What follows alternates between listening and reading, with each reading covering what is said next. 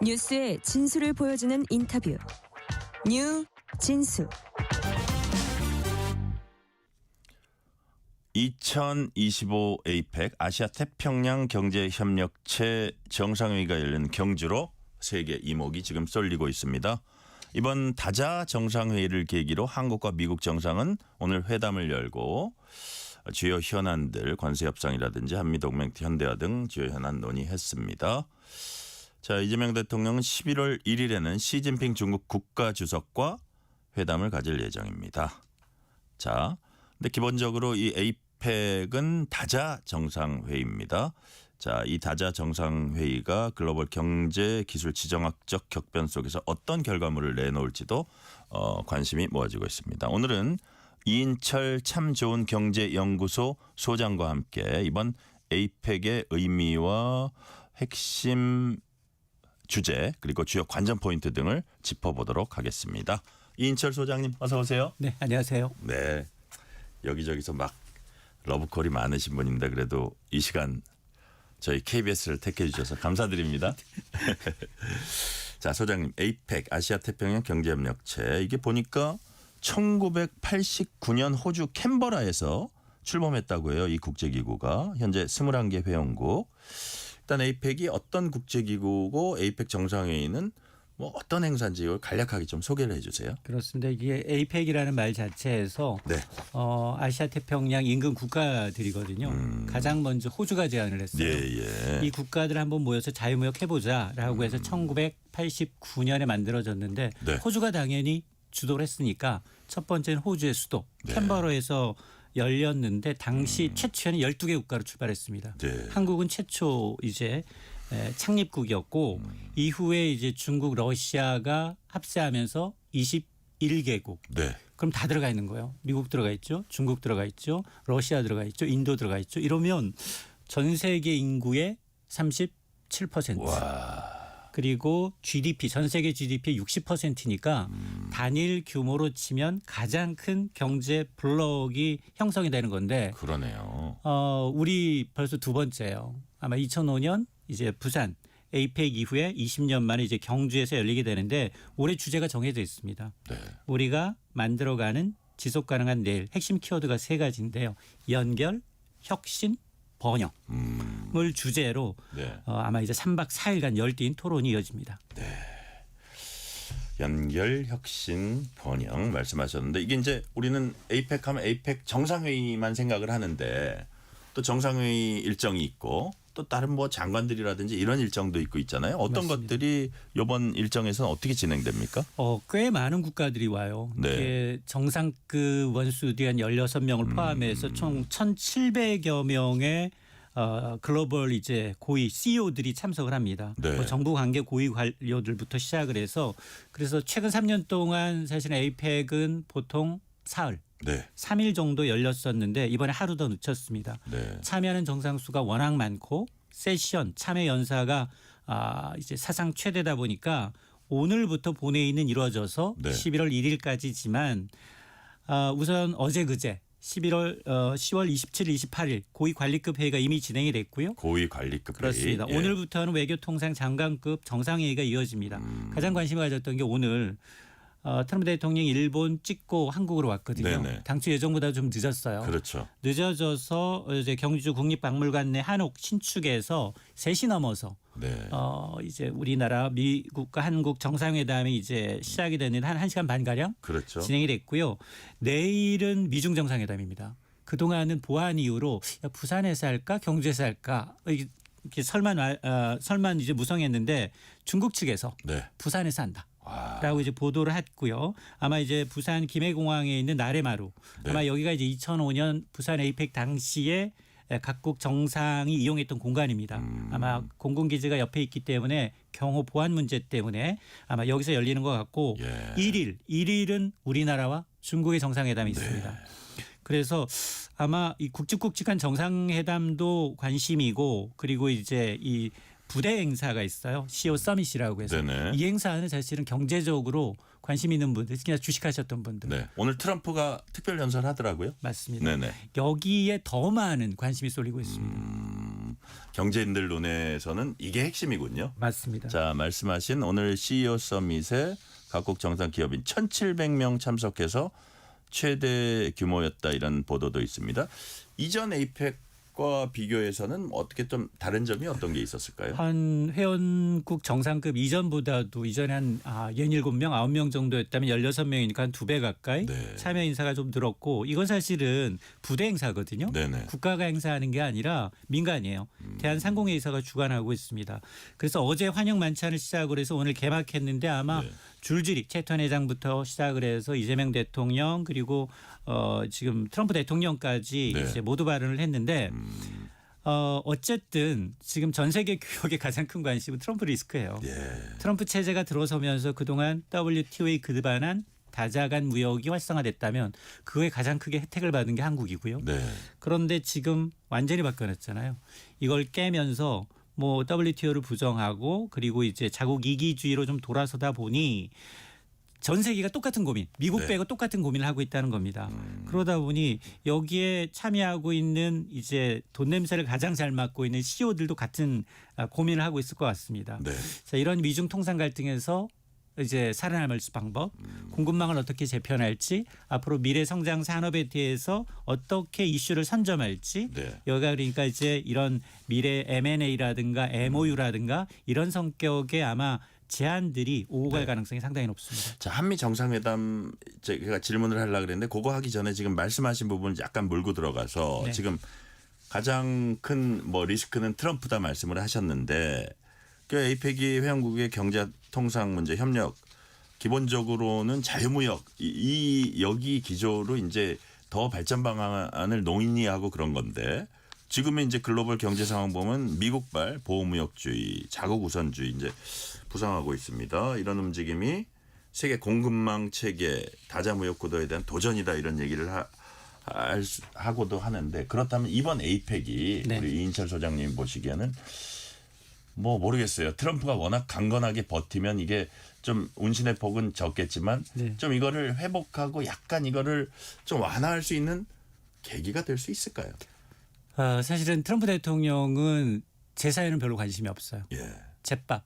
정말 지갑 들고서 수금하러 다니고 있거든요. 아세안 정상회담 가서 네. 뭐 말레이시아부터 시작해서 이제 캄보디아까지 전부 다 수금했잖아요. 농산물 팔았고 네. 여기다가 이제 일본 가서 확실히 도장 찍었고요. 그리고 다시 왔어요. 그런데 트럼프 대통령은 생년월일 1946년 6월 14일생이에요. 네. 저는 가끔 제 생일도 까먹는데 트럼프 대통령 생일은 기억합니다. 우리나라 나이로 치면 80이네요. 만 80이에요. 만 80인데 저는 사실은 오늘 제일 먼저 본 게 야 저러다 저 에어포스 안에서 내리다가 비틀거리는 거 아니야? 아무리 퍼스트 클래스급 거기 예. 안에는 뭐 굉장히 좋은 시설이 다 들어가 있다고 하지만 야 저거를 과연 80세 노장에 지금 저 키로수만 하더라도 엄청난데 왔다 갔다 하는 비행기 행로만 하더라도 엄청난데 가능할까라고 했는데 그래도 안 흔들리더라고요. 그래요. 그러면서 이제 트럼프 대통령의 목표는 분명합니다. 네. 2028 트럼프 어게인이에요. 트럼프 대통령은 내년 중간 선거가 굉장히 중요합니다. 네. 내년 중간 선거에서 상하원을 3분의 2 이상 장악하게 되면 네. 수정헌법을 고쳐서 2028년 3선이 가능해요. 그러니까 노골적으로 얘기하고 있어요. 3선 관심이 있느냐? 관심 있다. 네. 보통 그렇게 얘기 안 하거든요. 근데 관심 있다. 그러면서 저는 깜짝 놀랐던 게 네. 지금 이제 이 가장 크게 이제 걱정했던 게 우리 3,500억 달러 네. 선불로 달러로 한꺼번에 달라라는 얘기를 했단 말이에요. 네. 우리는 아유 그래 5% 미만 정도면 현금으로 달라 그러면 줄 수 있는데 나머지는 대부분 대출이나 이제 보증 성격이 강하다라고 믿어왔는데 먼저 선제적으로 공격을 했단 말이에요. 네. 그러다 보니 지금 아유 안 된다. 우리나라 외환 보유고를 감안하고 또 뭐 자꾸 이제 일본을 이제 예를 드는데 우리나라는 경제 규모가 차이가 난다라고 해서 무제한 상설 통화 스와프를 요청을 했는데 그건 받을 수 없다. 네. 한국 통화가 기축 통화 국가도 아니고 하루에 수십 번 변동되는데 원화로 받아서는 말이 안 된다. 다만 김정관 산자부 장관이 지금 국정감사에서 한 얘기가 있어요. 네. 미국이 수정 제한을 갖고 왔는데 미국이 매년이죠. 한 250억 달러 네. 곱하기 8년 분할해서 이제 현금으로 주는 것도 용인하겠다라는 거예요. 그러면 그런데 우리는 좀 받지 않고 있습니다. 네. 우리는 150억 달러가 마지노선이다. 그러면 중간자 입장에서 네. 쉽게 얘기해서 150만 원, 250만 원 서로 이게 밀당이 될 게 아니에요. 정확하게 중간 주면 되는 거잖아요. 네네. 200억 달러 정도로 주면 전체 8년 동안 하면 1,600억 달러예요. 우리 외환에 큰 부담 없다고 보세요. 그러니까 부담은 있죠. 부담이 있죠. 예, 부담이 있죠. 그 많은 걸 현금으로 다 주는 건 부담이 있지만 지금 유럽연합과 그리고 일본이 한 행태를 보게 되면 특히나 유럽연합은 조금 결이 좀 달라요. 네네. 거기 민간 중심으로 가니까 28개 회원국이 17반 내면 굉장히 거기는 부담이 적습니다. 네네. 그런데 일본의 경우에는 합의 내용을 좀 들여다보면 어쨌든 5,500억 달러 780조 원 가량을 트럼프가 투자처를 정하고 45일 이내 네. 입금시키지 않으면 보복관세 들어간다는 거거든요. 그리고 이제 투자원금 회수할 때까지는 5대 5지만 회수한 이후에는 90%는 미국이 이득을 가져간다는 거예요. 그러니까 전체로 보면 3,500억 달러 총액에 대해서는 굉장히 좀 의견이 좁혀져 있고 그건 별 네. 문제가 되지 않은데 예. 악마는 디테일에 있다고 네. 이게 지금 국가가 주도해서 과연 해야 될 거냐. 우리 정부의 고민이 여기 있는 것 같아요. 그러니까요. 그러니까 이제 그 부분에 대해서 우리는 이제 기업들이 투자성 검토도 좀 필요하고 그리고 이걸 이제 기업들이 실제 투자하는 정부가 좀 빠지고 네. 민간 기업의 투자로 좀 하고 싶은 욕망이 있는 것 같아요. 그럼에도 불구하고 노딜로 끝난다. 네. 트럼프 대통령 비행기안에서도 보복관세 날리는 사람이에요. 야 캐나다 이 괘씸죄 잘못된 홍보 영상 내보냈어 10% 추가. 어쨌든 그런 식으로 그까지 가는 건 안 좋다 이거죠. 그렇죠. 저는 예. 그러니까 물론 시간에 쫓겨서 굉장히 이제 우리가 이제 끌려다갈 필요는 물론 없지만 그럼에도 불구하고 늦어지면 뭐가 문제냐. 물론 자동차도 문제지만 네. 실물 경제예요. 환율 불안합니다. 네네. 주식시장 불안할 수 있고요. 정말 정부가 공들여서 부동산에 갈 유동성을 주식으로 지금 유도하고 있는 상황에서 너무 장이 좋아요. 네. 유동성 장세 특징이 한 번 가면 굉장히 관성의 법칙이 있어서 오래 가는데 지금 트럼프가 말 한마디에 털썩거릴 수 있거든요. 네. 또 특히나 환율이 여기서 더 올라간다. 1,450원, 1,500원 넘어간다. 그러면 외국인 투자자들 환차 손 때문에 주식 더 안 사거든요. 자, 이인철 소장님 말씀은 이거 마냥 늦출 수는 없는 상황이다. 맞아요. 네. 그런 말씀으로 제가 이해가 되고. 자, 그래서 오늘 뭐 극적인 합의안이 나온다고 크게 기대는 안 했지만 역시 이제 이게 조금 더 시간이 걸리는구나를 우리가 확인한 거고. 자, 인철 소장님 오늘 한미 정상회담에서 뭐 언급이라든지 장면이라든지 어떤 것들 좀 주목해서 보셨어요? 글쎄 어쨌든 이제 트럼프 대통령의 체면을 좀 세워줄 필요는 좀 있어요. 네. 그러니까 지금 당장 금액으로 차이 나는 것 같지는 않아요. 왜냐하면 이제 기존에 이제 협상했던 국가 비교하게 되면 원래 100% 현금에서 5% 현금이라면 네. 접점은 주로 한 50% 내외가 적절한데 네. 우리 그나마 협상팀이 굉장히 협상을 잘했구나.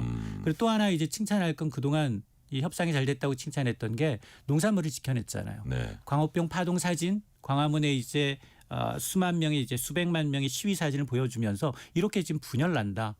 반미 감정이 커질 수 있다라고 해서 설득시켰잖아요. 그럼에도 불구하고 저는 사실은 중국이 네. 굉장히 준비를 많이 했구나. 미국의 정말 아킬레스건을 콕콕 건드리다 보니 네. 우리가 잠시 좀 소원해졌어요. 한국과 이제 요구할 것들이 굉장히 많은데 네네. 이후에 될 청구서들이 많지만 그런데 야 지금 뭐 대두 때리고 네. 히토류 때리고 그다음에 퀄컴의 M&A 조사까지 때린 것까지는 이해가 가는데 네. 마스가의 상징인 하나오션에 이제 미국 자회사까지 건드렸어요. 네네. 그러면 트럼프는 급해지죠. 왜냐하면 지금 미국의 자력으로는 군함 한두 개 1년에 만들까 말까인데 중국은 수천 개를 만들 수 있는 네. 여력이 있거든요. 예. 그래서 한국의 기술을 기본으로 해서 조선업을 위대하게. 그래서 이번에 나왔던 게 트럼프 저 노익장에도 불구하고 조선소 방문할 거야. 이런 얘기까지 나왔어요. 네. 그런 상황에서 마스가를 건드리니 안 되겠다. 거긴 두 가지 의미가 있거든요. 한국의 조선업을 발판으로 해서 미국이 대중국 해양패권을 견제하지 말아라. 그리고 또 하나는 한국이 미국과 너무 근접하는 건 막아야 되겠다. 네. 라는 의도를 알고 있기 때문에 트럼프가 아마 마스가 때문에 아까 얘기했던 것처럼 EU나 일본은 전부 다 자기 임기 내 3.5년 내 투자해야 됩니다. 네. 근데 우리가 10년 요구했는데 8년까지 얘기해 줬다는 건 될지 안 될지는 사실 모르잖아요. 네. 3년 될지 4년이 될지 안 될지는. 그럼에도 불구하고 그동안 이제 우리가 한 게 있으니까 바이든 행정부에도 불구하고 우리 굉장히 투자를 많이 했거든요. 그런 걸 감안하게 되면 좀 룸을 줬다라고 보고 그래서 아마 우리는 쉽지 않을 거예요. 근데 좀 희망적인 게 뭐냐.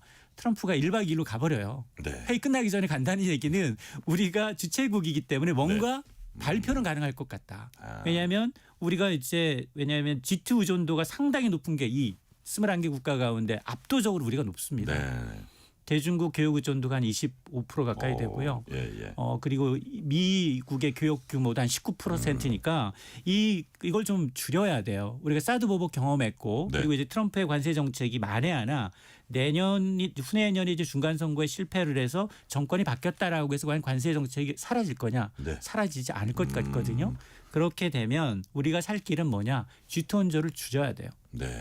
그러니까 비중을 줄인다. 맞아요. 예. 왜냐하면 지금도 수출은 좋아요. 네. 국가별로 보면 미국이 관세를 부과하고 있어서 자동차 떨어지지만 그 못 판 자동차를 아세안, 유럽으로 팔고 있거든요. 네. 그러니까 지금 뭐 정말로 하늘이 무너져도 솟아날 구멍은 있다. 그래서 G2 의존도를 줄이면서 기술을 다변화하고 공급망을 좀 다변화하는 게 우리가 네. 좀 살 길이라고 보기 때문에 아마 이번에도 우리가 호스트이기 때문에 이번 미중 갈등으로 생긴 어떤 기술 패권 전쟁에서 우리가 살 길은 그나마 끼리끼리 우리끼리 좀 모이자. 예. 라는 이제 논의가 본격화될 수 있다고 좀 봅니다. 이번 다자 정상회의를 통해서 그런 의미가 있다고 이제 보시는 거고. 자 보니까 또 그 아마존 등 대통령실 발표에요. 그 미국 기업들이 우리나라에 뭐 13조 원을 투자한다 이런 얘기도 있습니다. 이런 것들은 좀 우리 경제에 도움이 되는 겁니까? 맞습니다. 이게 왜냐하면 이 사실은 MOU예요. 네네. 근데 지금 미국이 요구하고 있는 건 MOU 이상이거든요. 왜냐하면 보복 페널티가 들어가기 때문에 네네. 서명하고 난 다음 안 되면 보복 관세 때리기 때문에 그건 MOU 이상의 성격이지만 네. 지금 오늘 보니까 한미 양국이 한 5개 분야 AI 6세대 이송통신, 네. 바이오, 양자 컴퓨터, 우주 기술까지. 근데 여기 들여다보면 우리가 잘하는 것도 있지만 못하는 게 더 많아요. 예. 여기 보면 AI는 우리는 범용은 기술이 뒤떨어져 있습니다. 우리는 칩만 잘 만들 뿐이에요. 네. 여기다가 4세대, 6세대 이동통신은 미국과 견줄만 해요. 그런데 여기 보면 바이오도 우리는 복제약을 잘 만드는 거지 원천 기술은 대부분 미국이 갖고 있습니다. 그렇죠. 그러니까 양자 컴퓨터 우주 기술은요. 아시아에서 우리 인도한테도 뒤져요. 중국 인도한테 뒤지기 때문에 이걸 협력한다는 얘기는 우리가 오히려 조선업을 주고 얻을 게 더 많은 거예요. 그러니까 이 부분에 대해서는 오히려 글로벌 공급망이 축이되고 또 우리가 한 나라의 보완점, 취약점을 좀 가져올 수 있는 부분이기 때문에 저는 이제 긍정적으로 보고요. 네. 오늘 또 원전주들이 난리가 났어요. 그래요. 네, 오늘 원전주들이 미국이 이제 115조 원전에 투자하겠다라고 했거든요. 그래서 이게 이제 마스가 프로젝트가 아니라 마누가 프로젝트, 뉴클레어 커퍼레이션에서 네. 마누가 프로젝트. 앞으로 이제 AI 시대에 가장 필요한 게 뭐냐 전력 공동망이거든요. 네네. AI가 이제 이 전기 먹는 하마이기 때문에 여기에 이제 미국도 115조 원을 투입을 해서 원전 부흥 계획을 내놨는데 원전 가장 잘 만드는 나라가 한국입니다. 네네. 그러다 보니까 이 웨스팅하우스라는 문의는 사실 미국 회사인데 알짜는 이게 캐나다의 사모펀드가 쥐고 있어요. 예. 근데 이제 이 회사는 기술만 갖고 있고 이제 원전을 직접 이제 만들지 않았기 때문에 이 회사와 협업을 해서 앞으로 이제 차세대 소형 모듈 원전이라든가 전력 기술 관리라든가 이런 규모의 대규모 투자를 하게 되면 네. 우리 잘하는 기업들 뭐 현대건설부터 시작해서 두산 에너빌리티 등 이런 것들이 아마 주요 공급망에 들어가지 않겠느냐라는 기대감이 이제 선반영이 되고 있는데요. 그러니까 어쨌든 협상이라는 건 기벤테이크예요. 우리가 마스가루 주면 마누가루 우리가 얻을 수 있는 게 있어야 되거든요. 네네. 그러다 보니까 아마 이건 MOU 성격이긴 맞지만 앞으로 이제 실제로 이제 관세 협상이 체결이 되고 난 다음에 나중에는 이제 실질적인 어떤 우리의 어떤 원전 협력체의 어떤 핵심 파트너로 네. 주목을 받을 것으로 저는 예상을 하고 있습니다. 네. 아까 우리가 이제 미중 정상 회의에서 어떤 뭐 얘기들이 오고 갈지 조금 짚어봤는데 한중 정상회담이 또 11월 1일 날 열립니다. 근데 미중 최근에 무역 전쟁에서 보면 히토류가 이렇게 치명적인 요소였구나 이걸 사람들이 이제 절실하게 보고 아까 대도 얘기도 하셨고 또 하나오션 미 자회사를 건드리는 그런 모습도 보면서 야 이게 미중 정상회담이 생각보다 아니 한중 정상회담이 생각보다 녹록지 않겠구나. 그래서 아까 이제 그 미국과 중국의 비중을 이제 앞으로 그 중장기적으로 줄여 나가야 된다는 말씀도 하셨는데 우리가 이제 어쨌든 기본 축이 우리가 미국 쪽의 동맹에 무게 중심 두고 있잖아요. 그래서 최근에 미국과의 어떤 갈등 속에서 중국이 상당히 고자세로 나오지 않을까 이런 관측도 있거든요. 우리가 맞습니다. 어떻게 대응해야 된다고 보세요? 중국은 사실은 맷집이 커진 이유가 네. 일기 경험했어요. 일기 때는 관세 협상이 굉장히 길었습니다. 1년 네. 6개월까지 끌어졌어요. 초기에부터 1년 6개월까지 끌었는데 당시에 뭐라고 얘기했느냐. 미국이 요구하고 있는 건 중국 기업이 미국에다 공장 짓는 건 아니에요. 네. 자기 기술이 나갈 수도 있고 그렇기 때문에 농축산물이며 에너지며 사달라. 지적재산권 걸고 있었고 마약 문제 거느리고 있었고 늘상 했던 것들이에요. 네네. 그런데 봤더니 야 이게 지금 반도체를 중심으로 AI 기술도 굉장히 네. 하이엔드 제품은 수출을 차단하고 있는데도 보니까 딥싱크의 출현으로 인해서 아 이거 안 되겠다 네. 싶어서 아마 기술 패권 전쟁 끝까지 갈 겁니다. 끝까지 가지만 그럼에도 불구하고 누구 하나가 자빠져야 돼요? 이게 결국 같이 그냥 타협하면서 가기는 쉽지 않다. 쉽지는 않아요. 근데 네. 이제 서로가 서로를 알고 있어요. 그러니까 파국으로 갈 수는 없다. 맞습니다. 왜냐하면 히토류는 사실은 미국의 아킬레스건이거든요. 네. 당장 뭐 미사일 만들 때 방산 AI 첨단 기술 전기차 모두 이제 히토를 사용해야 되기 때문에 그럼에도 불구하고 최근에 보면 호주, 일본과 히토르 동맹을 체결하고 있거든요. 나름 이제 다변화하려 그러는 맞습니다. 거죠. 이제 미국도 이제 자기의 이제 약점을 알고 있기 때문에 그러나 네. 극복하기 위해선 이게 사실은 히토류 채굴량의 문제가 아니라 그걸 환경에 피해 없이 얼마나 정제해서 만들어내느냐 이게 핵심이거든요. 네네. 근데 그렇게 걸리려면 최대한 한 5년 정도 시간이 걸릴 수 있기 때문에 네. 미국도 계속해서 관세로 중국을 견제는 하겠지만 완전적인 독립까지는 꽤 시간이 걸리고 네. 그러려고 보니 지금 당장 미국도 큰일 났어요. 크리스마스인데 아야 수입품 7위가 들어와야 되고 장난감이 중국산이 들어와야 되는데 물가가 높아지니 네. 이 지금 뭐 노킹 이 시위가 계속 확산되고 있는 거고 중국도 마찬가지입니다. 만에 하나 대중국 기술 통제 반도체 장비부터 다 차단하게 되면 차세대 성장 산업 인공지능부터 반도체 양자 컴퓨터 모두 막힙니다. 네. 자국에 스스로하는 거는 시간이 더 많이 걸려요. 돈은 더 많이 들고 그러다 보니 아마 이해가 확전은 좀 자제하면서 타협점을 찾되 네. 아마 이제 양국이 보복으로 막 100% 관세 부과하겠다 이런 거는 다시 연장될 거예요. 지난 5월에 한번 연장됐고 8월에 연장됐고 11월 10일이 또 디데이인데 네. 이게 또 다시 연장될 가능성이 있다라고 보기 때문에 아마 이런 싸움이 계속 이루어지는 한 저는 가장 불안한 게 우리예요. 네. 우리는 지금 내수 시장이 워낙 작기 때문에 네. 물건을 만들어서 팔아야 돼요. 근데 중국은 어떻게 이걸 견뎌냈느냐. 중국은 교육 의존도가 1기 때만 하더라도 미국에 적어도 한 25% 이상 비중이었다면 네. 지금 14%대로 굉장히 많이 그렇군요. 줄였어요. 그러다 보니까 지금 남아있는 물건 어디에다 풀고 있느냐. 한국, 가까운 한국. 저기 뭐 온라인 쇼핑몰을 통해서 한국으로 팔고 있고 아시아부터 일본으로 지금 저가 공세를 하고 있는 상황이거든요. 근데 그 전에는 저가였는데 지금은 가격도 만만치가 않아요. 그러니까 핵심 서울에다가 뭐 BYD가 전기차 내놓을 정도로 커졌어요. 기술력도. 그러니까 우리가 지금 그동안 잘했던 것들 뭐 디스플레이라든가 화학이라든가 철강이라든가 대부분 발목이 잡혔어요. 네. 그나마 반도체만 한 몇 년 정도 앞서 있다 뿐이지 범용 제품, 일반 가전 제품에 들어가거나 휴대폰에 들어가거나 그런 건 이미 중국이 자급자족이 됩니다. 네. 자, 진짜 정작 또 우리가 걱정되는 건 말씀하셨으니까 뭐 공급망 뭐 이런 것도 있지만 우리 국내 제조업이 대미 투자로 과연 어느 정도 타격을 입을지 그 부분이 제일 걱정되는 부분 아니죠? 어떻게 전망하세요? 맞습니다. 이게 사실은 수치로 이게 관세라는 게 물론 뭐 이제 자동차 같은 경우는 워낙에 이제 그동안 이제 많이 팔려왔고 관세가 이제 무관세였기 때문에 네. 직접적으로 이제 25% 관세 맞고 난 다음에 피해 규모가 정말 집계가 됩니다. 네. 근데 우리는 그동안 이제 중국의 저가산 때문에 앞서서 얘기했던 디스플레이 산업, 철강 산업, 석유화학 산업 뭐 대부분 조선업까지도 굉장히 강도 높은 구조 조정을 좀 진행하고 있던 중이었거든요. 그런 와중에 그렇게 만들어진 걸 또 관세를 또 얻는다고 하니 가장 큰 시장이 이제 미국에서 막히는 거죠. 미국에서 막혀서 우리가 살 길은 뭐냐? 앞서 제가 얘기했습니다만 GT 의존도를 줄이면서도 네. 고부가가치 제품으로 빨리 갈아타지 않으면 굉장히 위험합니다. 네. 왜냐? 지금 보면 삼성하고 SK 하이닉스만 살아남고 있어요. 네, 네. 왜냐? HBM이라는 건 만들 수 있는 회사가 딱 3개야. 마이크론까지 포함해서. 네, 네. 그럼 비싸도 사요. 예. 근데 문제는 뭐냐? 미국도 알고 있어요. 이게 지금 우리나라의 이제 반도체 2차 전지 배터리 업체들, 조선 업체들 20여 개 업체가 동시다발적으로 미국에다 공장을 짓고 있거든요. 네네. 근데 지금은 뭐 미국의 관세 때문에 간다 하더라도 네. 미국이 인건비가만 하면 못 견디거든요. 원가가 더 이상 나오지 않습니다. 애플이 뭐 몇천억 달러 이상 미국에 투자를 하겠다는데 네. 아이폰 공장 세우겠다는 얘기는 안 하거든요. 왜냐? 당장 아이폰 공장을 세워서 미국에다 제품을 만들게 되면 현재 가격이 2~3배 이상 뛴다는 거거든요. 네. 그렇기 때문에 저는 탈출구도 생각을 해야 된다. 그게 뭐냐? 아마 이제 TSMC가 가장 좋은 롤모델일 텐데 미국의 공장을 투자를 하되 네. 지금 현재 잘 팔리고 있는 범용 제품 위주로.